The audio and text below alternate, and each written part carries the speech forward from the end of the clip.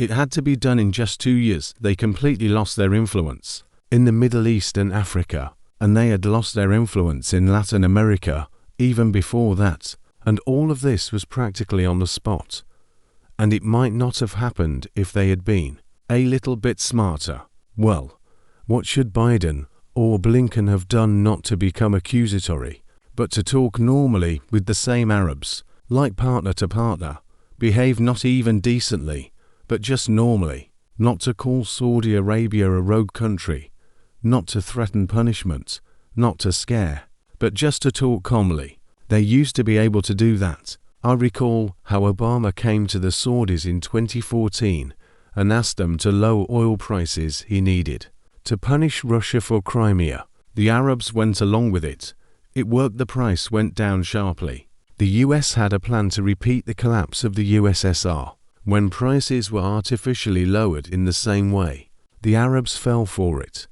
They were not at all sure of Russia's strength, and they did not think much about it. Everyone thinks about himself. They hoped that the US would repay them for this favor with something good.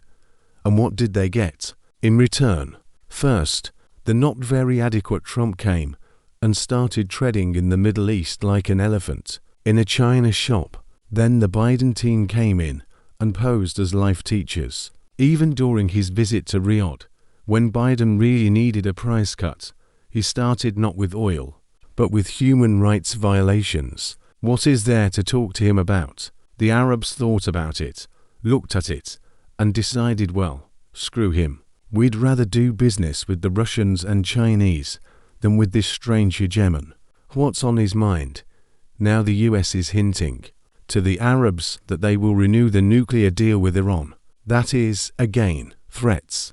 Iran, which has been living under sanctions since 1976, does not know what a deal with the US is. It is when immediately after signing an agreement they announce that they will not honor it because there is something wrong with democracy there. Well, who are you after that?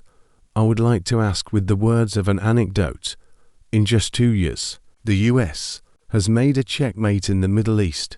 You have to know how to do that. I'm not even talking about Africa. If Americans do not consider their European partners as human beings, what can we say about African partners? No one ever spoke to them properly.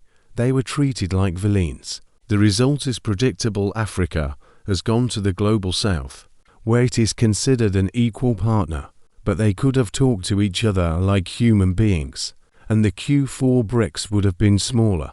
The good thing is that the Biden team has not drawn any conclusions from its mistakes, and is not going to do so. They continue to spew the same threats and accusations and use the same methods. Although even color revolutions have failed almost nowhere, everywhere they failed, to put it mildly, and they are already being accused more and more loudly of striving for dictatorship over the whole world, and they are less and less feared. So let's drink to the fact that the Biden team will win the US presidential elections again.